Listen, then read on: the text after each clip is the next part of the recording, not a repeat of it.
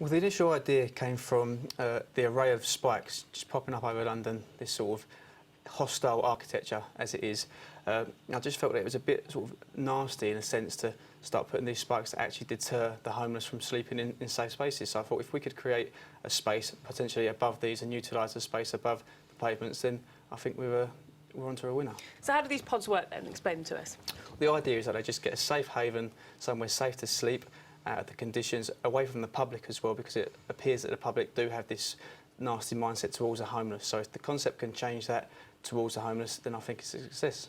So how far off the ground are we talking? How big are the spaces? We're above head height, so there's no issues of the public bumping into them, things like that. The idea is that they're used of an evening, so the public shouldn't really be walking beneath them, accessed by a ladder and potentially monitored by homeless charities who will then maintain and keep them clean. So how's your idea sort of been received by homeless charities and architects? It's getting a really good response, actually. It's a lot more than what I'd expected. So it's only a concept, so it does need some sort of ironing out, and there is some social, political and other sort of elements that need to be addressed, but it's getting a really good press at the moment. So is the idea that this could be picked up by somebody? I mean, is there any chance that we could be seeing these pods on the streets of London? Potentially, yes. I'd like to try and get a prototype sort of developed with some funding and some backing, and to see how viable it actually is. And I'd like to think that we could potentially see these popping up across the streets of London, yeah.